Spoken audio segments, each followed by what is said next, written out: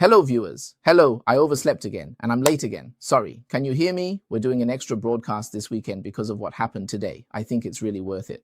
Let me ask everyone, can you hear me? Since Xingtian isn't here, I'm a bit flustered handling everything myself today, and I'm not sure if I set it up right. Can everyone hear me? Hello, could you give me some feedback? Please give me some feedback, okay? Can you hear me? He Mingzhu told me that he really admires Fang Wei's consistent efforts. I once told my wife about this. China and the Chinese people are beyond saving. My wife scolded me for being ungrateful and forgetting my roots. Since there's no hope, I rarely post comments online. So the fact that Fang Wei can persistently keep speaking out, even as a dissenter, is admirable. Thank you, thank you. Can you hear me? All right, we can start now. Anyway, here's what happened. Yesterday, something quite significant took place across all 50 states in the US. There were 3,000 rallies held in all 50 states. As for the marches, according to the data, millions of people participated. Search engines estimate the number to be in the hundreds of millions.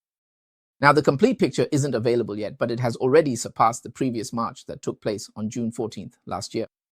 These two marches share the same theme called No King Day. What does No King mean? No King. What does No King mean? It simply means no. This was a protest specifically targeting President Trump, and it has surpassed the previous one. So, compared to June 14th last year, how large was yesterday's event? Honestly, I don't know because I haven't had time to gather all the information from these different sources yet, but I can show everyone the scale from last year. Let me show you.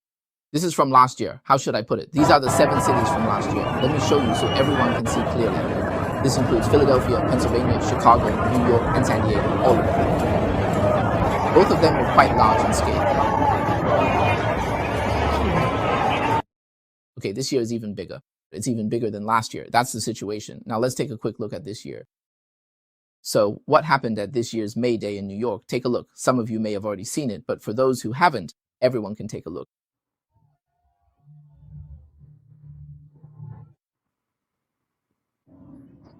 There's only one solution. Communism. There's only one solution. So, including the combination of directions. Let me explain it to everyone again. Because this Fox News report came out 3 days ago, many independent media outlets have already reported on it. But I think my perspective is a bit different. Because I think what is being discussed here is really very far-reaching in its impact. So today I'm taking the time to add an extra episode for everyone. Because the evening's heartfelt comfort is, in my opinion, a more relaxed topic. I don't want to talk about such a heavy topic at that time, so today I hope to use this time and borrow your time to address this matter. Let me talk about it systematically. I don't know what kind of comments everyone will leave. Did Fang Wei go to Luqing yesterday? No. If I had known it was such a big deal, I would have gone to watch. As soon as I checked, the background noise was too loud. Really, if I turn off my background, do I still have background noise? Can everyone hear me? Oh, it's friction. Sorry, that's my problem. Oh my, it's friction. My shame. How about now? Is it okay now? All right, let's talk about it. So, seeing this scene yesterday, I think everyone would have certain thoughts. I believe everyone's reaction, especially for us Chinese, would be yes. As for Americans, let me start with Americans. What do they think? What would an average American think if they saw such a scene in Times Square? You know what they think. They find it very novel. What's going on here? They've never seen anything like this before. That's what Americans think. But for people like us, we would feel very disgusted, even frightened. Our reaction would be, have the Americans lost their minds? Hasn't communism already been experimented with for over a century? Even after it completely failed, they still want to try this again. What's going on? What's really behind this? And not just this incident, what's really going on behind it? So in the early morning of January 3rd this year in the United States, the US military launched a surprise attack on Venezuela. After the surprise attack, on the morning of January 3rd, protests immediately began on the streets of New York and Chicago. Then, on February 28th, when the United States attacked Iran, it was also on February 28th, that very day, protests appeared on the streets of multiple cities across the United States. Protests, okay, this is called instant protest. You all know that when it comes to protesting, it's simply impossible.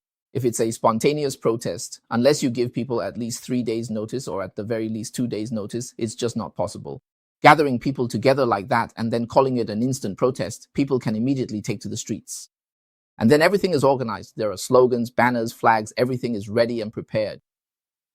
In addition, in Cuba, just a few days ago, there were signs of people raising white flags. After that, a large number of Americans, left-wing individuals, took boats to Cuba to show their support. Among them, there is an American group called Code Pink, whose members are known as professional activists.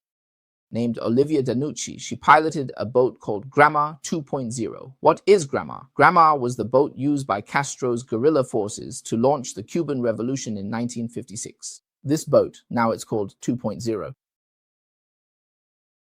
So is this to show support for the Cuban communist regime? When the boat sailed into the port of Havana, Danucci stood on it right next to a flag. On this flag, it was written, "Let Cuba live."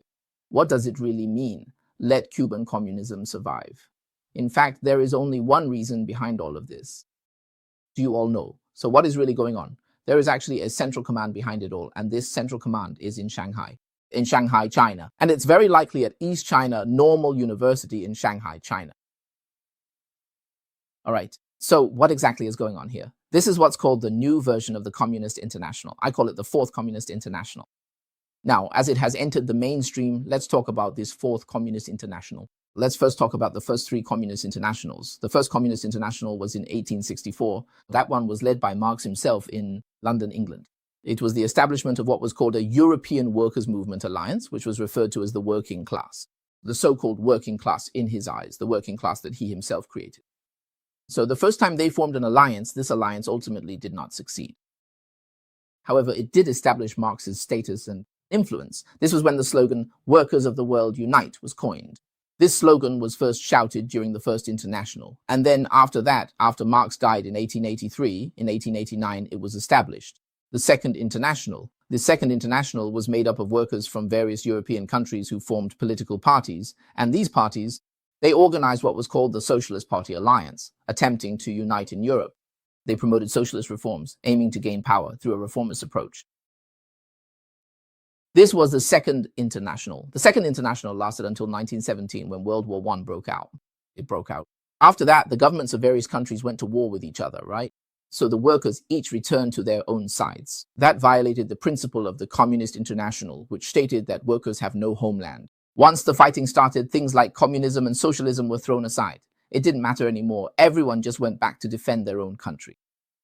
So this was basically broken up and scattered by World War I. It fell apart on its own. Then came the Third International. It was established to continue the revolution. The Third International was founded in 1919 in Moscow after the Russian October Revolution. As for who established it, that was Lenin. Later, actual control fell into Stalin's hands. What he did is something many Chinese people are well aware of. He promoted it all over the world. He exported revolution through violent means. As for this export of revolution during World War II in 1943, because the Soviet Union wanted to obtain military aid from the Allies and the United States, the United States said, if you keep running the Comintern and exporting revolution to subvert other countries around the world, we cannot accept the overthrow of our governments. If you want to form an alliance, you have to give it up. Your export of revolution. Stalin said, all right, but he was very flexible about it. He said, all right, then we'll just dissolve it. So the Third International was dissolved in 1943, officially because of concerns from the Allied powers. And so it was dissolved. Okay, but actually it wasn't truly dissolved. It just went underground, operating under the name of the Soviet Communist Party. It continued its activities in the form of the Communist Party's Intelligence Bureau. Then, moving forward, what came next was the Cold War between the US and the Soviet Union, which truly became a global revolution. It became a command center established to direct and guide communist parties in various countries and to export the Soviet Revolution. So, as a result, which we all know well, the Chinese Communist Party is one of its outcomes. Among its outcomes are the Korean Communist Party, the Cambodian Communist Party, the Vietnamese Communist Party, the Cuban Communist Party, the Nicaraguan Communist Party, the Shining Path in South America, as well as others like the Nepalese Communist Party and so on. All sorts of communist forces around the world, whether successful or not, were created by the Third International. The Third International basically came to a halt after Gorbachev came to power in the 1980s. After the dissolution of the Soviet Union in 1991, it came to a complete end. So after that, there was no more Communist International. Really, there wasn't, even up to today. So today, this is the birth of the Fourth Communist International. Of course, the birth of the Fourth Communist International is my own way of putting it. That's just what I call it. The Chinese Communist Party has never put it that way. But I believe what I'm saying makes sense. I believe that internally, the Chinese Communist Party sees it this way too. They just don't want to say it out loud because the Communist International doesn't exactly have a good reputation. But this really is communism. It's the spread of communist forces across the globe. A classic method is to start from a country that already has a regime and resources. Such a communist country serves as the base. Back then, it was the Soviet Union, or you could say Russia. Now it's China that keeps exporting revolution to the world. That's how it was in the beginning. As everyone knows, when Xi Jinping came to power at that time, he actually harbored a lot of resentment, didn't he? There was once a time, after returning from a foreign visit, when he said, "We neither export revolution nor cause trouble for anyone, so what's there to make a fuss about? What's there to stir up?" Basically criticizing the West. But Xi Jinping today is not the same as he was back then. Does he not export revolution? Today, he is exporting revolution. Today, I'm going to tell everyone a story about exporting revolution. Let's first go back to 2017, about 9 years ago. 9 years ago, in the north of Jamaica, there was a bay called Runaway Bay. The name of this bay is also quite fitting. Runaway Bay hosted a wedding. It was very beautiful. On an island under a white canopy called Under the Palm Trees. Beneath it, a group of American elite intellectuals, celebrities, and political activists gathered. And comrades from around the world who shared Marxist, Leninist, and Mao Zedong thought all gathered together to celebrate the revolutionary love of these two famous people, their wedding. These two people getting married, both called the couple, were both 62 years old. This was a very unusual wedding. One of them was born, raised, and made his fortune in the United States. At that time, he had already moved to Shanghai, a wealthy American tech entrepreneur named Hingham. I really should show everyone a picture of this Hingham. You should know what this Hingham looks like, right? I haven't even asked. It's because I'm doing this at home by myself, so I can't get the pictures out right now. Anyway, another thing about Hingham is that there's a senior activist with red hair called Code Pink, also known as the Pink Number. This is the co-founder of the Women's Peace Organization, an anti-war group named Jody Evans, Singham and Evans. Everyone, you might want to remember this term. Maybe I can find pictures of the two of them so you can know who Singham and... I am so sorry, please bear with me for just a moment because I am doing all of this alone here. Please forgive me, everyone. Jody Evans, Jody Evans. All right. I found the names of these two people and I found their photos. I'll download them now. And then while we're at it, everyone can subscribe. Most of the people watching my show right now have already subscribed. But if you haven't subscribed yet, please go ahead and subscribe so I can show everyone this picture. I still really want everyone to know who I'm talking about. All right, please bear with me for a second since I seem to have missed it the first time around. The information is actually stored on the computer for this show, so it is going to take just a few more seconds to load up. Just give me one moment, please. All right, I got it. Now I'll add it in.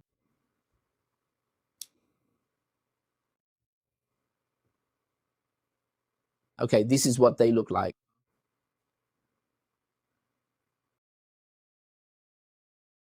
What's going on? So on the right is Singham and on the left is Evans. In 2017, the two of them got married. This is the situation. All right, let's continue with our story then. The union of these two people is not just a simple coming together of two individuals. It's just like the opening scene of the Godfather movie. Two powerful families joined forces through marriage, so the guests attending the wedding. Many of the attendees were figures from the Cold War era, elders and descendants from the Soviet Union, which dissolved between 1989 and 1991, grew up before that, and among the guests who spoke, someone even quoted, "What teachings of Mao Zedong? They said we should follow Mao Zedong, mobilize the masses, and launch a people's war." If that's really the case, then this wedding, rather than calling it a wedding, it would be more accurate to call it a work meeting. So over the course of 4 years and 4 days, it was called a dance. During various academic lectures and deep late-night conversations, stretching from the island's popular Flavor Beach bar all the way to the Shaki seafood restaurant. Judy Evans and Roy Newham, whose full names are Judy Evans and Roy Newham, shared many moments together. Judy and Roy, always spending time together with Roy. Not only did they tie the knot, the bond between the two of them grew even stronger over the next 10 years. They incited protests, unrest, and political alliances in the United States. So, from the intense scenes of Black Lives Matter in Minneapolis after March 2020, all the way to the present-day demonstrations supporting Venezuela, supporting Cuba, supporting the Iranian regime, and the endless protests against Trump, behind all of these, you can see their influence. In fact, it's not just their influence, they are directly behind all of it. Why am I so certain when I say this? It's because of a 5-part investigative series done by Fox News. This was an investigative report. Let me quickly introduce Shin Han-moo to everyone. So, who is Shin Han-moo? Actually, I've introduced him to everyone before. Long-time viewers will know. He was born in 1954 in Connecticut, and his father was a Marxist-Leninist from Sri Lanka. Of course, they also immigrated to the United States. As for his mother, she was also an extreme leftist named Shirley Hume. Then, during his teenage years, he joined the Black Revolutionary Workers League. He also worked at the Chrysler assembly plant in Detroit, so he was deeply involved at the grassroots level. Back then, the FBI once approached him and spoke with him. Why did the FBI seek him out? Because the FBI believed that his background and emotions were all unstable, that he participated in harmful activities, and that he posed a potential danger. But when the FBI approached him, it wasn't to arrest him, but rather to have a conversation with him. As a result, Cunningham bluntly said, "I don't want to talk to you," and then walked away. Cunningham was a very talented person. In the 1990s, he founded his own tech company, a software company called ThoughtWorks.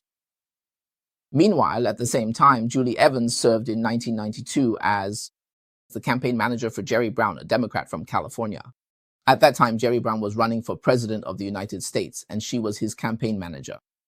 Of course, Jerry Brown didn't win, and then what are the basic backgrounds and circumstances of these two people? After they got married in Omega, they moved there together, Shanghai. Then in the same year, Newham named his technology company ThoughtWorks. He sold it for $785 million US and brought this money to mainland China. He used this capital to establish, his version was called the new so-called revolutionary movement. So after moving to Shanghai, he relocated to East China Normal University. Why did he go there? Why did he go to Shanghai? According to Xinhan himself, he wanted to establish a system, and this system would be based on the thought of Xi Jinping, the People's Republic of China, and the vision of the Chinese Communist Party to strive to shape a new world order. And in the words of his wife Evans, the goal was to establish a united front that transcends national borders, to unite all the far-left socialists and communist revolutionaries around the world, to bring them together. So last autumn, they held an event in Shanghai called the Global South Academic Forum.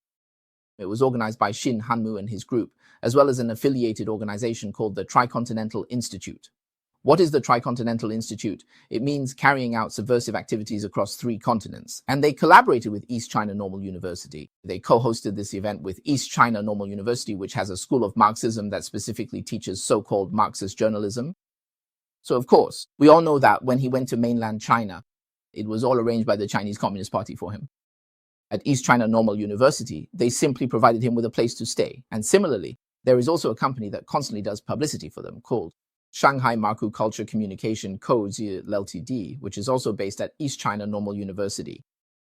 At that time, they just needed to find a building because all the resources in China were in the hands of the Chinese Communist Party.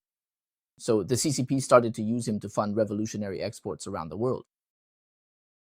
So this money definitely also, it's not just limited to the $780 million US from selling his company. That money was definitely flowing in continuously. It's just that by using East China Normal University and the money from Xin Hanmu's company as a cover. So in terms of exporting outward and turning this into a movement base, what exactly did he do here? What were the things he actually did? One of them is that he called it follow Mao Zedong's playbook, Mao Zedong's line. A few important things. The first is to establish a broad united front. Just like he said, he was bringing together people from all different backgrounds, all together. Here lies a problem. This so-called united front of Xinjiang, together with Soros, and with all sorts of other organizations in the United States, including the US itself. Those groups that grew out of the US itself, like Black Lives Matter, Antifa, and so on, as well as what is called the climate change movement and others, what is the relationship between them? Right now, we don't know. What we see is these 2 forces. Well, it's not just one force, it's 2 distinct forces. One comes directly from the CCP, which manipulates, directs, and funds it. The other consists of those organizations that are native to the United States. Right now, they have a tendency to merge, but after all, they are still 2 separate entities. What exactly are the boundaries and leadership of these different organizations? We don't know right now. As everyone knows, as long as it's the Communist Party, there will always be internal struggles. It engages in external struggles and also has internal struggles. But how should I put it? We can clearly see that starting from 2017, this originated from a base established in Shanghai. The funding comes from China, and now it is said that the funds are continuously flowing. The number one goal globally is to establish a united front and unite all forces that oppose the United States. This is the first point. The second point is to establish an organizational structure. So they have set up a global financial network. This network is extremely, extremely sophisticated, with many non-profit organizations all registered in certain They just pick a random hotel, find a room in the hotel, and that becomes the registered address. Then these non-profit organizations use very generic names. Their names are extremely vague, and there's nothing clear about what they actually do. Also, their public records of activities are very limited, and their leadership overlaps. It's just the same group of people. The head of this organization is also the head of that organization. All of these organizations are set up by the same group of people. The sole purpose of so many organizations is to conceal his financial flows. They make it so that the flow of his funds is unclear, and you can't really tell what they're actually trying to do. But the money keeps moving through this system. The network keeps sending the money out, flowing globally. So, in other words, what is the purpose of all this? It's simply to hide things, to make them invisible. So what about now? Why am I telling everyone this now? Next, I'll talk to you about the outcome. Now we know that, in this case, the total amount of funds involved is at least 590 million US dollars. In the past 8 years, there have been 223 transactions. This is called the flow of funds, which then formed a global network of 5 concentric circles. I'll talk to everyone about these 5 concentric circles in a moment. The organization of these 5 concentric circles involves more than 2,000 entities, over 2,000 organizations. It's an enormous and massive network. So how were they able to catch them when they were hiding so deeply? How did they manage to catch them? You might ask how Fox was able to catch them. Fox said this: they used AI, artificial intelligence, and large language models for analysis. Hundreds and thousands of pages of tax records, organizational information, network content, and historical archives. In the end, the 5 concentric circles were distilled using AI. So AI really did play a role. Okay, so basically that's the situation. The 5-layered organization, the innermost layer consists of 2 shell companies and 1 donor closely connected to Goldman Sachs. This related donor is a major backer from Goldman Sachs. So what he suggested was that Hingham set up a charitable foundation and established it at Goldman Sachs. This charitable foundation is called GS Donor Advised Philanthropy Fund for Wealth Management Incorporation, used to channel tax-exempt funds. Now, Goldman Sachs has discovered this and has shut it down. This was the first layer at the beginning. Then through these 3 companies, 2 shell companies and 1 foundation, they further directed funds to 6 nonprofit organizations, injecting $278 million. This is what has been found. There may be even more that haven't been uncovered.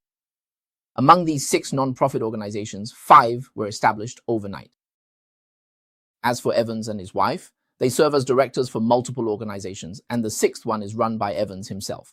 That code Pink, also known as Pink Records. So what are the names of these 6 organizations? One is called Breakthrough BT Media. In Chinese, it would be Tupo Chuanmei, which means Breakthrough Media. It's his own media company. He runs this movement, and his media provides him with support and amplifies his voice. The second one is Fans Number, and the third is called Justice Education Fund. The 4th is called People's Forum. The reputation of this People's Forum is getting bigger and bigger, or perhaps its reputation is getting worse and worse. This People's Forum, through its funding, is based in Manhattan. In the East District, specifically on 14th Street called Downtown, they purchased a building worth several million US dollars. Then there's another one called the People's Knowledge Foundation and another called the Tricontinental Organization. What does Tricontinental mean? It refers to the scope of my activities. In 3 states meaning it's an interstate global organization. This is the second layer. The third layer is that these 6 non-profit organizations then take the $160 million they received and transfer it, including to themselves, according to global geographic regions, as divided. The 52 organizations in 5 regions make up the 4th layer. Among these 52 organizations, 11 of them further redistribute the $150 million they received to 4 non-profit organizations and to the 5 geographic regions. These 5 geographic regions even include areas south of the Sahara Desert in Africa, which received $2,300. The 5th layer consists of 67 core groups. As mentioned earlier, that's the so-called 52 plus 11, making 67 core groups that are connected globally. These groups collaborate with hundreds of other organizations, forming a vast network of about 2,000 organizations. So what does this mean? From anti-Israel university campus protests in the United States, to propaganda machines in India, to labor unions in South Africa, behind all these specific incidents that have been hijacked are these very groups. I won't go into detail about those with everyone here. They weren't that important to us in the past. But what I want to tell everyone is that behind all of this, it's them manipulating the shared information of these organizations. The same ideology aligns with the communist beliefs of Mao Zedong and Castro.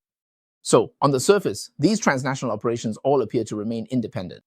There seems to be no connection between them, but what is ultimately presented is not a loose alliance, but a tightly coordinated system.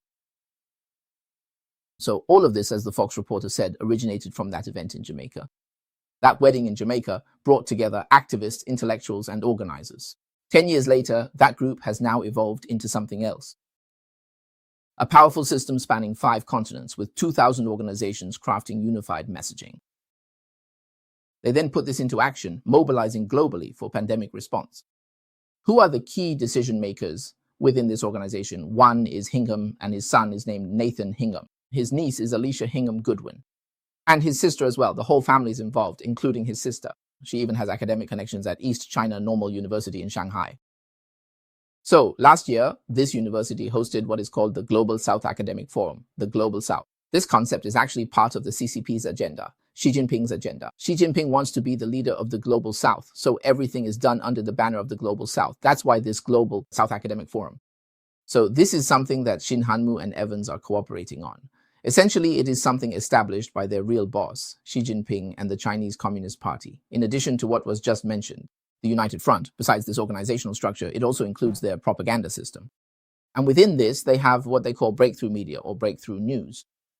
I won't go into detail about that. The Central Research Committee has its own propaganda system. Then they engage in a series of very meticulous and complex activities. Their operations include surveillance, making statements, mobilization, fabricating stories, amplification, and so on, each with its own role. For example, when ICE was arresting illegal immigrants in Minneapolis, they practically had a complete surveillance system on site. There were full-time personnel driving cars, patrolling the area on the ground by car. Some were patrolling on foot, some were patrolling by car, some were monitoring the scene, some were immediately sending text messages to report, and some could instantly mobilize people to gather in the neighborhoods where ICE appeared. In addition, there were people nearby observing, taking photos, creating stories, turning them into news, and amplifying them, a whole set of tactics. So all kinds of actions were activated. From a macro perspective, the goal of this organization is to counter the Chinese Communist Party through economic initiatives like the Belt and Road. They want to surpass. America became a superpower, and China's geopolitical ambitions remain highly consistent. This Communist International is just like the Comintern under Lenin and Stalin back then, just like the Third International. This is the Fourth International under Xi Jinping. So right now, it's basically already, look, even Fox has dug it up. Let me explain it to everyone. Obviously, the US government is aware and is now facing many investigations. The Department of Justice is investigating him. The State Department is investigating him. The Treasury Department is investigating him. And the House Ways and Means Committee, as well as the Oversight Committee, is also investigating him, demanding that the US government conduct a comprehensive assessment of this organization to verify the Xinham organization and several entities it funds. So has there been any violation of federal laws regarding sanctions, civil remedies, and so on? They are calling for criminal penalties, including freezing and seizing assets. But so far, there hasn't been any. Not a single charge has been brought, not a single accusation has been made. So this is quite interesting. There are actually a lot of things going on here. It's actually a big deal, and you can see it on the streets of New York. You'll notice that there are a lot of Chinese people involved, and even some who are, passing through. Chinese people who have obtained asylum in the US under the pretext of opposing the Communist Party. They participate in parades in New York, so you can really see it here. We ordinary people can clearly see the shadow of the Chinese Communist Party behind all this. But as for Americans, I think local Americans may not necessarily see it so clearly. Some people on the street even find it quite novel. The red flag is waving. What is that? They don't recognize it, Their attitude is purely one of curiosity, not vigilance at all. So here lies a problem. So will Americans fall for it or not? Do you think they'll fall for it? In the end, will this thing really catch on? Let me ask everyone. What do you all think? Is it possible? Let me see what everyone thinks. Someone said it's an international beggars alliance, but they're not beggars now. There's a lot of money behind them. Back then, in Indonesia and among the Chinese Indonesians, exporting communism led to these kinds of results. All right, then let me talk about whether the United States will get caught up in this. So will the US get caught up this time? I think we need to talk about the last time first. So how did the Americans handle it last time? What do I mean by that? After World War II ended in 1945, Americans were enjoying the peace they had earned through loyalty and effort. In fact, they didn't really understand the threat posed by the Soviet Union at all, how terrifying it was. Why? Because they didn't understand. What is communism anyway? What's wrong with the Communist Party of the Soviet Union? Wasn't the Soviet Communist Party our ally that helped us defeat Nazi Germany, right? Meanwhile, Soviet spies were brazenly infiltrating American social institutions on a large scale. And the government too, including multiple departments of the government, even the upper echelons of the federal government, because Americans first didn't know the Soviet Union and second didn't guard against them or take any precautions. So sometimes when someone was caught on suspicion of being a spy, they would say, "This is just my freedom of thought. You're wrongfully accusing me. I didn't do anything at all." for it. This foreign service was my own idea, thanks to American free speech. Given free thought and expression, they had to let them go. So as everyone knows, in 1945, the United States detonated its first atomic bomb. This was the Manhattan Project, back then in Manhattan. The project was launched in 1942, mobilizing 130,000 people and costing $2 billion US. That would be equivalent to tens of billions today, all concentrated together. They gathered the top scientists from all over the United States. And during wartime, they were given what was called unlimited resources and top priority. It took 3 years to finally produce this atomic bomb.